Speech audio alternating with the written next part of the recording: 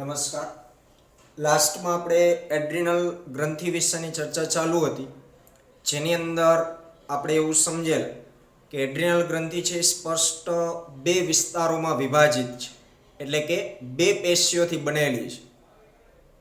આકૃતિ 22.4 બી નંબરની જે આકૃતિ છે કે જે ઊભો છેદ દર્શાવે છે, તો એમાં આપણે આ બંને વિસ્તારો છે સ્પષ્ટ જોઈ શકીએ છીએ. તો એડ્રિનલ ગ્રંથિનો જે મધ્ય કેન્દ્રનો જે વિસ્તાર છે એને આપણે એડ્રિનલ મજ્જક તરીકે ઓળખીએ છીએ, અને બહારનો જે વિસ્તાર છે પરિઘ વિસ્તાર એને આપણે એડ્રિનલ બાહ્યક તરીકે ઓળખીએ છીએ. આ જે બંને વિસ્તાર છે એડ્રિનલ મજ્જક અને એડ્રિનલ બાહ્યક, આ બંને સ્વતંત્ર રીતે અલગ અલગ અંતઃસ્ત્રાવો ઉત્પન્ન કરે છે. જેમાં આપણે એડ્રિનલ મજ્જકના અંતઃસ્ત્રાવો અને તેના કાર્યો વિશે આપણે સમજી ગયા છે. તો એડ્રિનલ મજ્જક દ્વારા બે પ્રકારના અંતઃસ્ત્રાવ સર્જાય છે, એડ્રિનાલિન અથવા તો એપિનેફ્રિન અને નોર એડ્રિનાલિન અથવા તો નોર એપિનેફ્રિન, કે જે બંને અંતઃસ્ત્રાવો લડોયા ભાગોની સ્થિતિમાં એટલે કે સંકટ સમયે એ સર્જાય છે, એટલે આપણે એને સંકટ સમયના અંતઃસ્ત્રાવો તરીકે ઓળખીએ છીએ. હવે આપણે સમજવાનું છે એડ્રિનલ બાહ્યક વિશે. એડ્રિનલ બાહ્યક, તો આકૃતિમાં જે તમે એડ્રિનલ બાહ્યકનો વિસ્તાર જોવો છો, એની જે જાડાઈ છે એ જાડાઈમાં ત્રણ અલગ અલગ કોષોના સ્તરો આવેલા છે. એટલે કે એડ્રિનલ બાહ્યક છે ત્રણ સ્તરમાં વિભાજિત છે. એમાં જે સૌથી અંદરનું સ્તર છે, અંદરનું સ્તર એટલે મજ્જક વિસ્તાર તરફનું જે સ્તર હશે કોષો, એનું નામ છે ઝોના રેટિક્યુલેરસ. પછી વચ્ચેનું એટલે કે મધ્યનું જે સ્તર હશે એ મધ્યના સ્તર ઝોના ફેસિક્યુલેટા, ઝોના ફેસિક્યુલેટા તરીકે ઓળખવામાં આવશે. અને જે બહારનું સ્તર છે, બહારનું સ્તર એટલે કે જે સૌથી બહાર બોર્ડર તરફનું આપણે એડ્રિનલ ગ્રંથિને ટચ કરીએ તો આપણે આ સ્તરને ટચ કરીશું, જેને કહેવાય ઝોના ગ્લોમેરુલોસ. તો આવા ત્રણ સ્તરમાં એડ્રિનલ બાહ્યક છે વિભાજિત થયેલું છે. સૌથી બહારનું સ્તર ઝોન, આગળ જે ઝોના શબ્દ લખી છે ઝોન, ઝોન એટલે વિભાગ, એટલે એ ઝોના શબ્દ લગાડ્યો છે. ઝોના ગ્લોમેરુલોસા એ બહારનું, ફેસિક્યુલેટા છે એ મધ્યનું, અને રેટિક્યુલેરિસ એ અંદરનું કે જે મજ્જકને ટચ થતું હશે. આ ત્રણે ત્રણ સ્તર સ્વતંત્ર રીતે અલગ અલગ પ્રકારના અંતઃસ્ત્રાવો ઉત્પન્ન કરે છે, અને એમના કાર્યો પણ જુદા જુદા છે. પરંતુ આ જે બાહ્યક વિસ્તાર છે એ ઘણા બધા અંતઃસ્ત્રાવો ઉત્પન્ન કરે છે, જેને આપણે સંયુક્ત રીતે કોર્ટિકોઇડ્સ તરીકે ઓળખીશું. બાહ્યક દ્વારા સર્જાતા અંતઃસ્ત્રાવો સામાન્ય રીતે કોર્ટિકોઇડ્સ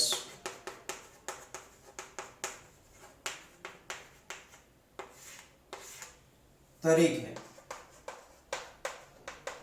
ઓળખવામાં આવે છે.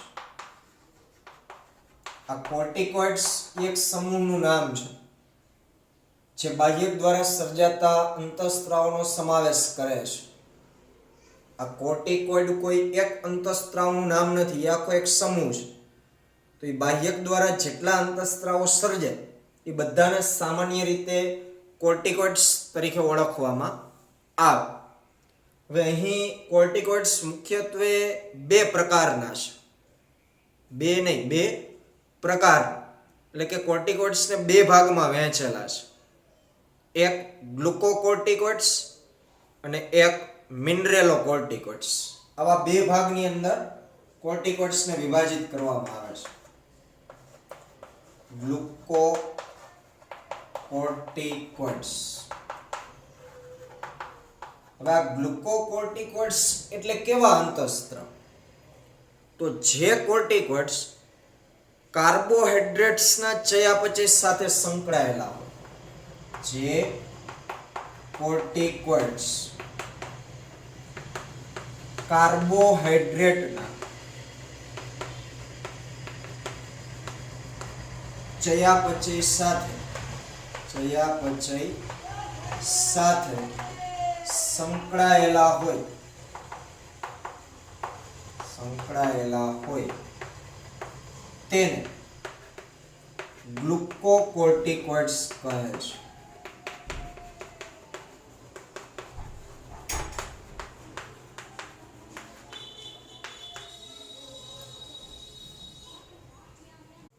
તો જે કોર્ટિકોઇડ્સ કાર્બોહાઈડ્રેટના ચયાપચય સાથે સંકળાયેલા હોય તેને ગ્લુકોકોર્ટિકોઇડ કહેવાય.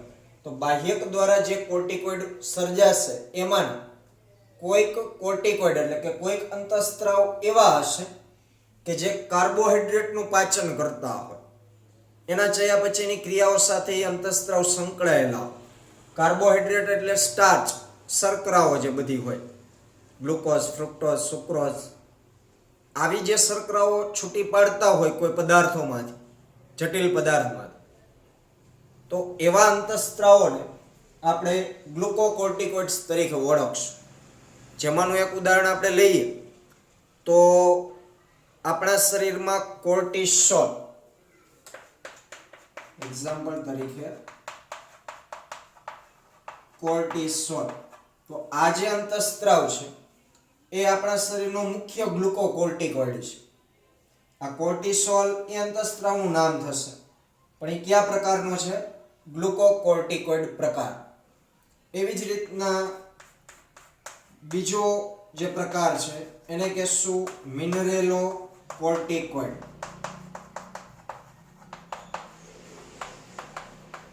હવે મિનરેલોકોર્ટિકોઇડ્સ એટલે કેવા કોર્ટિકોઇડ્સ? તો જે કોર્ટિકોઇડ આપણા શરીરમાં પાણી અને ઇલેક્ટ્રોલાઇટ્સના સમતોલન, જે કોર્ટિકોઇડ પાણી અને ઇલેક્ટ્રોલાઇટ્સ એટલે ક્ષાર, ઇલેક્ટ્રોલાઇટ્સના સમતોલન નિયંત્રણ કરતા હોય તેને મિનરેલોકોર્ટિકોઇડ્સ કહે છે. મિનરેલોકોર્ટિકોઇડ્સ કહે છે. તો બાહ્યક દ્વારા સર્જાતા જે અંતઃસ્ત્રાવ પાણી અને ઇલેક્ટ્રોલાઇટ્સ એટલે કે ક્ષાર, આનું સમતોલન આપણા શરીરની અંદર જાળવી રાખવા માટે જે અંતઃસ્ત્રાવ સંકળાયેલા હશે એ પ્રક્રિયાઓમાં, એ બધા અંતઃસ્ત્રાવોને આપણે કેવા કહેશું? મિનરલ્સ એટલે પાણી અને ખનિજ, એ બધો સમાવેશ મિનરલ શબ્દમાં થતો, એટલે તો એનું નામ મિનરેલોકોર્ટિકોઇડ્સ આવું રાખ્યું છે. એટલે આવા બે જૂથ પાડ્યા કોર્ટિકોઇડના, ગ્લુકોકોર્ટિકોઇડ અને મિનરેલોકોર્ટિકોઇડ. ગ્લુકોકોર્ટિકોઇડ એટલે કાર્બોહાઈડ્રેટના ચયાપચય સાથે જે સંકળાયેલા હોય, જેનું ઉદાહરણ આપણે લીધું કોર્ટિસોલ. અને મિનરેલોકોર્ટિકોઇડ એટલે પાણી અને ક્ષાર, આના સંતુલન સાથે સંકળાયેલા જે હોય એ બધાને મિનરેલોકોર્ટિકોઇડ કહેશું. આનું આપણે ઉદાહરણ લઈએ તો આપણા શરીરની અંદર આવેલ આલ્ડોસ્ટેરોન, આ જે અંતઃસ્ત્રાવ છે આલ્ડોસ્ટેરોન, એ આપણા શરીરનો મુખ્ય મિનરેલોકોર્ટિકોઇડ છે. એટલે પહેલા આટલું ખાસ આપણે સમજી લઈએ કે બાહ્યક દ્વારા જેટલા અંતઃસ્ત્રાવ સર્જાય બધાને સામાન્ય રીતે કોર્ટિકોઇડ કહેવામાં આવે. આ કોર્ટિકોઇડના બે જૂથ પાડ્યા, ગ્લુકોકોર્ટિકોઇડ અને મિનરેલોકોર્ટિકોઇડ. ગ્લુકોકોર્ટિકોઇડનું ઉદાહરણ કોર્ટિસોલ, મિનરેલોકોર્ટિકોઇડ્સનું ઉદાહરણ એક આપ્યું આલ્ડોસ્ટેરોન. હવે આ બંનેના કાર્ય વિશે આપણે સમજવાનું છે કે કોર્ટિસોલ અથવા તો ગ્લુકોકોર્ટિકોઇડ આપણા શરીરમાં કેવા કાર્યો સાથે સંકળાયેલ છે. આ તો એનું મહત્વનું કામ છે જ, એના આધારે તો આપણે એને વિભાજિત કર્યા છે. પણ આ સિવાયના અન્ય કયા કાર્યો સાથે સંકળાયેલા છે એની ચર્ચા આપણે કરવાની છે. તો પ્રથમ આપણે વાત કરીએ ગ્લુકોકોર્ટિકોઇડના કાર્યો વિશે.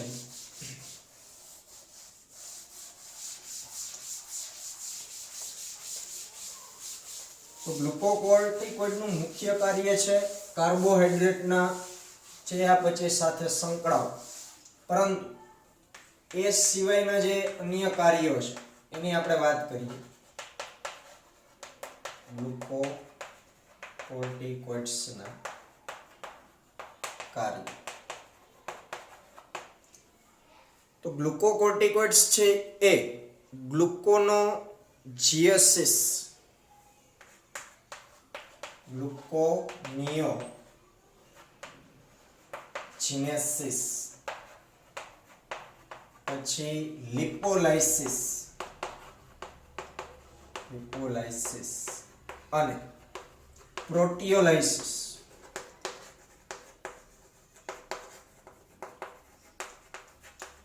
ને ઉત્તેજે છે. આ ત્રણ પ્રક્રિયાઓના નામ છે ગ્લુકોનિયોજિનેસિસ, લિપોલાઇસિસ અને પ્રોટીયોલાઇસિસ. આ ત્રણેય ક્રિયાથી શું શું થશે? તો ગ્લુકોનિયોજિનેસિસ એટલે ગ્લાયકોજનનું વિઘટન કે જેમાંથી ગ્લુકોઝ શર્કરાઓ છે છૂટી પડે. એ ગ્લાયકોજનના વિઘટનની ક્રિયા એટલે ગ્લુકોનિયોજિનેસિસ. પછી લિપોલાઇસિસ એટલે લિપિડના વિઘટનની ક્રિયાઓ કે જેમાં ચરબી લિપિડનું વિઘટન થતું, એ બધી ક્રિયાઓને લિપોલાઇસિસ કહેવાય. પ્રોટીયોલાઇસિસ એટલે પ્રોટીનના વિઘટનની ક્રિયાઓ કે જેમાં પ્રોટીનનું પાચન થઈ એમિનો એસિડ ને આ બધું છૂટવું પડે. તો આ ત્રણ ક્રિયાઓ કે જેમાં પ્રોટીન, લિપિડ અને કાર્બોદિત, આ ગ્લુકોનિયોજિનેસિસ એટલે એક પ્રકારનું કાર્બોહાઈડ્રેટ છે. તો એ ત્રણેય ક્રિયાઓને આ અંતઃસ્ત્રાવ ઉત્તેજે છે તથા કોષીય ગ્રહણ ક્ષમતા અને એમિનો એસિડના વપરાશને અવરોધે છે. કોષીય ગ્રહણ ક્ષમતા અને એમિનો એસિડના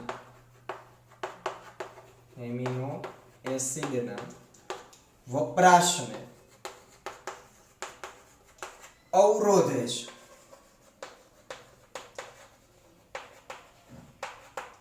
ચાલો આ ખાસ સમજો. કોષીય ગ્રહણ ક્ષમતા, કોઈ પણ ઘટકનું વિઘટન થાય એમાંથી સરળ પદાર્થ છૂટા પડે, જેમ કે પ્રોટીનનું વિભાજન થઈને એમિનો એસિડ બનવું, તો પ્રોટીન એ જટિલ અણુ છે. તમે 16મા ચેપ્ટરની અંદર એ ચર્ચા થઈ હશે. જ્યારે એમાંથી છૂટો પડતો એમિનો એસિડ એ સરળ અણુ છે, જેને આપણે પાચન કહીએ છીએ, જટિલમાંથી સરળ બનવાની ક્રિયા. તો જ્યારે આ પ્રક્રિયાઓથી સરળ પદાર્થો જે સર્જાય તો સામાન્ય રીતે એ કોષો દ્વારા શોષી લેવામાં આવતા હોય,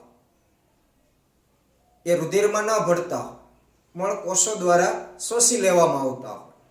પરંતુ એ કોષોના શોષણની જે ક્રિયા છે, એવા સરળ અણુઓને લઈ લેવાની ક્રિયા, એ ક્રિયાને આ ગ્લુકોકોર્ટિકોઇડ શું કરે છે? અવરોધે છે. એટલે કે કોષીય ગ્રહણ ક્ષમતાને અવરોધે છે. એ પદાર્થોને કોષો દ્વારા લેવા દેવામાં આવશે નહીં. કોષોને ના પાડશે ગ્લુકોકોર્ટિકોઇડ કે ભાઈ અત્યારે રહેવા દો, એનું શોષણ તમે કરો નહીં. સાથે સાથે એમિનો એસિડના વપરાશને પણ એ અવરોધે છે. તો આ પ્રક્રિયામાં એ ભાગ ભજવે. એ સિવાય કોર્ટિસોલ છે એ રદ પરિવહન તંત્ર ની જાળવણી ઉપરાંત રદ પરિવહન તંત્રની જાળવણી ઉપરાંત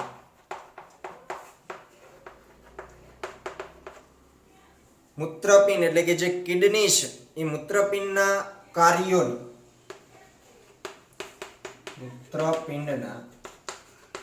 કાર્યોની પણ જાળવણી કરે છે.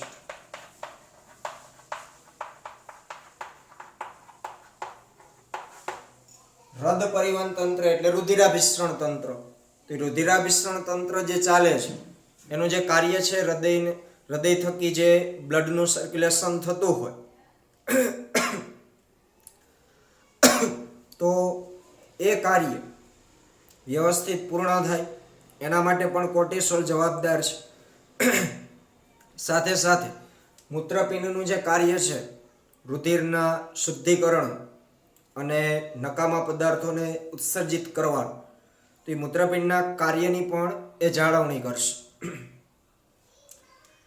ગ્લુકોકોર્ટિકોઇડમાં ખાસ કરીને જે કોર્ટિસોલ છે એ એન્ટી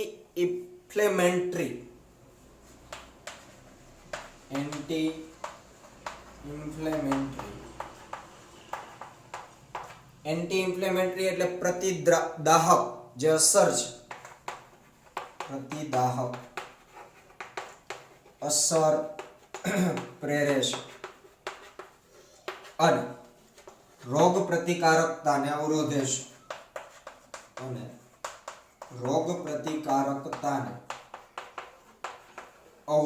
છે.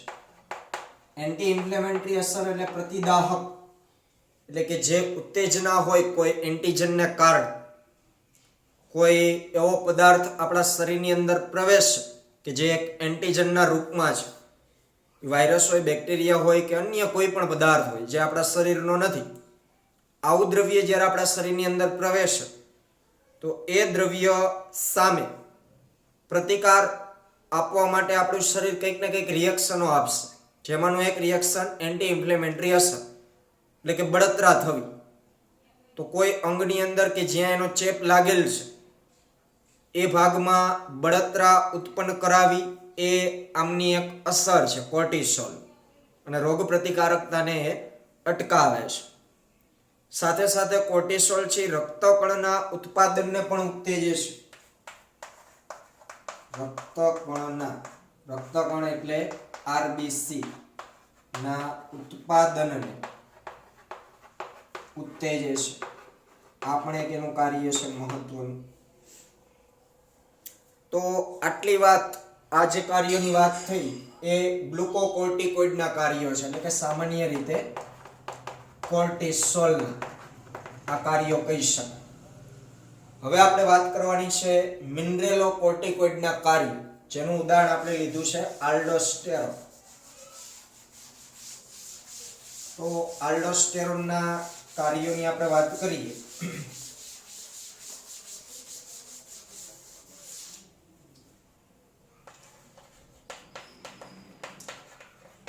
આલ્ડોસ્ટેરોનના કાર્ય. તો આલ્ડોસ્ટેરોન છે એ મુખ્યત્વે મૂત્રપિંડ નલિકા પર અસર કરી મૂત્રપિંડ નલિકા, બરોબર, આપણે ઉત્સર્ગ એકમ વિશે ભણી ગયા છે. અગાઉ પણ આવી મેં કંઈક આકૃતિ દોરેલી હતી અને તમે 10મા ધોરણની અંદર પણ આ ભણી ગયા છો. મૂત્રપિંડની અંદર આવેલ આ એક ઉત્સર્ગ એકમ છે. આવા તો ઉત્સર્ગ એકમ મૂત્રપિંડમાં ઘણા બધા હોય, બરોબર. 10 લાખ ઉત્સર્ગ એકમ એક કિડનીની અંદર જોવા મળે. આપણે ખાસ 19મા ચેપ્ટરની અંદર આ આકૃતિનો ભરપૂર ઉપયોગ થશે અને ત્યારે ભણવાનું પણ આવશે ઉત્સર્ગ એકમની રચના વિશે. તો આટલો જે ભાગ છે આને આપણે બાઉમેનની કોથળી કહીએ છીએ. આ વચ્ચે છે રુધિર કેશિકા ગુચ્છ હશે, જેને સંયુક્ત રીતે આપણે માલ્પિધિયન કાય તરીકે ઓળખીએ છીએ. અને અહીંથી અહીં સુધીનો ભાગ છે એ મૂત્રપિંડ નલિકા છે, કે જે 3 ભાગમાં વહેંચાયેલી છે. નિકટવર્તી ગુચડામય ભાગ, હેન્ડલેનો પાસ અને દૂરસ્થ ગુચડામય ભાગ. તો આજે મૂત્રપિંડ નલિકાની અંદર જે પ્રવાહી વહન પામશે, જે બ્લડમાંથી છૂટા પડેલ પદાર્થો અને પાણી હશે, તો એ મૂત્રપિંડ નલિકાની અંદર જ્યારે એ પાણી અને છૂટા પડેલ પદાર્થો જ્યારે વહન પામતા હોય ત્યારે ઘણા બધા પદાર્થોનું એ મૂત્રપિંડ નલિકાના અસ્તર દ્વારા પુનઃ શોષણ કરી લેવામાં આવતું હોય છે, ખાસ કરીને પાણી અને અમુક જરૂરી ખનિજો, જેથી કરીને યુરિન દ્વારા એ વેડફાય નહીં. તો આ જે અંતઃસ્ત્રાવ છે આલ્ડોસ્ટેરોન, એ આવા જ કાર્ય સાથે સંકળાયેલો છે. તો એ ક્યાં અસર કરે છે? ખાસ કરીને મૂત્રપિંડ નલિકા પર અસર કરી અને Na+ અને પાણીના પુનઃ શોષણને ઉત્તેજે છે. તો આલ્ડોસ્ટેરોન અંતઃસ્ત્રાવ શું કરે છે? આ મૂત્રપિંડ નલિકા ઉપર કામ કરે છે, ખાસ કરીને દૂરસ્થ ગુચડામય ભાગ પાસે. ત્યાં રહેલ જે પ્રવાહી હશે એ પ્રવાહીની અંદર Na+ અને પાણી જે વધારાનું હશે એનું પુનઃ શોષણ કરાવવા માટે આ આલ્ડોસ્ટેરોન છે મૂત્રપિંડ નલિકાના કોષોને ઓર્ડર આપે છે, જેથી કરીને યુરિન દ્વારા એનો વ્યય ન થાય. તેમજ K+ અને ફોસ્ફેટ આયનના ઉત્સર્જનને ઉત્તેજે છે. તેમજ K+ અને ફોસ્ફેટ આયનના ઉત્સર્જનને ઉત્તેજે છે. ઓલા બંનેનું પુનઃ શોષણ કરાવે છે, જ્યારે આ બંને પદાર્થો આયનોનું એ ઉત્સર્જન કરાવશે. આમ આલ્ડોસ્ટેરોન છે ઇલેક્ટ્રોલાઇટ્સ, દેહજળ પ્રમાણ, આશ્રુતિ દાબ અને રુધિર દાબને જાળવવામાં મદદ કરે છે. ઇલેક્ટ્રોલાઇટ્સ એટલે ક્ષારો, Na+, K+ એ બધા એક પ્રકારના ક્ષાર જ ગણાશે. તો ઇલેક્ટ્રોલાઇટ્સ, દેહજળ પ્રમાણ, જે લસિકા અને રુધિર છે એને આપણે દેહજળ કહીએ છીએ. તો એની અંદર પાણી, ક્ષારોનું પ્રમાણ જળવાઈ રહે. સાથે સાથે આશ્રુતિ દાબ અને રુધિર દાબ જાળવવામાં મદદ કરે છે. આવા બધા કાર્યો સાથે આલ્ડોસ્ટેરોન છે એ સંકળાયેલું છે. તો અહીં આપણે બે ગ્લુકોકોર્ટિકોઇડમાં કોર્ટિસોલ, મિનરેલોકોર્ટિકોઇડનું એક ઉદાહરણ આલ્ડોસ્ટેરોન, એ બંનેના કાર્યો વિશે જોયું.